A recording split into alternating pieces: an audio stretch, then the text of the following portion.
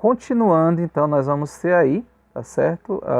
Os centríolos, que são extremamente importantes, porque são eles que vão levar os cromossomos de um lado para outro no processo de divisão celular, tá certo? E aí nós vamos ter uma estrutura extremamente complexa dessas células, que é fundamental para a manutenção desse organismo vivo. Todas as células do nosso organismo têm essas estruturas?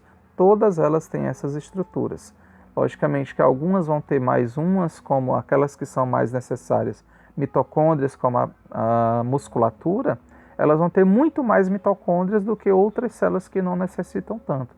Mas todas elas vão ter estruturas muito particulares e todas vão ter todas essas estruturas que foram faladas aqui para que possa fazer com que esse organismo seja mantido vivo.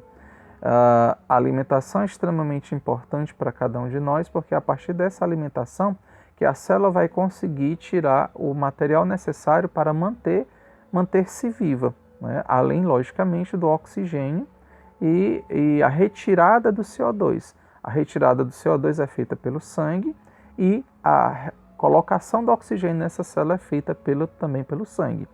E isso tudo advindas do processo de respiração.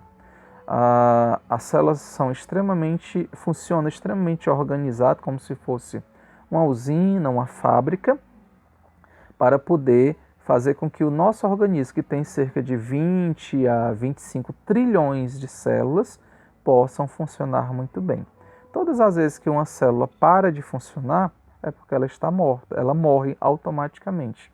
Tá? E esse processo requer que a gente tire essa célula do nosso organismo, porque ela já não tem mais a função que ela necessita. Por isso as células estão todo momento no processo de divisão celular. Existem dois tipos de divisão celular, uma chamada de mitose, que é feita pelas células do corpo, né, por todas as células do corpo, exceto espermatozoide e óvulo. E existe a divisão chamada meiose, que é feita a partir do espermatozoide e do óvulo, é exclusiva deles. Tá certo? Então, para as células do corpo, nós chamamos de células germinativas, células somáticas, e para espermatozoide e óvulo, nós chamamos de células germinativas. O importante é lembrar que essas células são fundamentais para a manutenção do nosso organismo, que de mais ou menos de cerca de 7 em 7 anos, a gente consegue renovar quase todas as células aí do nosso corpo.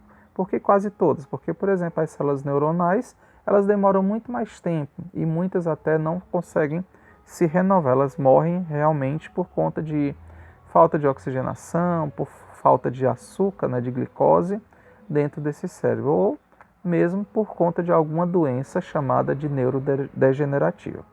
Então nós ficamos mais uma vez por aqui, desejando um bom dia para cada um de vocês e, acima de tudo, fazendo com que lembremos de lavar as mãos, ficar em isolamento nesse período onde mais acontece a manifestação do Covid, e é muito mais fácil pegar vírus nesse momento aqui de abril e início de maio.